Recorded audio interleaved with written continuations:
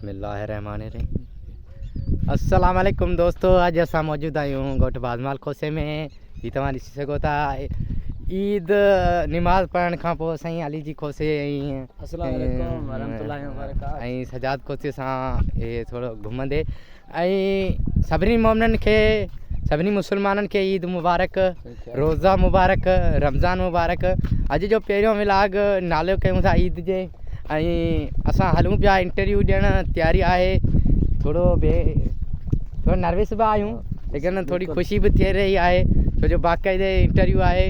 तव्हांखे काछ जा कुझु मंज़र ॾेखारियूं अचो त हे ॾिसो साईं, हे थोरो अन्न बि हली रहियो आहे, हेॾे बाक़ाइदे थ्रेशर व्रेशर हली रहिया आहिनि, सभु हे काछ जा मंज़र आहिनि।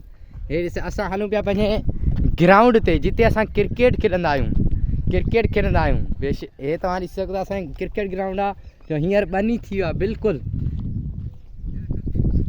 ॾिसी सघो था असां तव्हांखे कुझु मंज़रूं ॾेखारियूं आहिनि। इंजॉय कयो ऐं दुआनि में यादि कयो।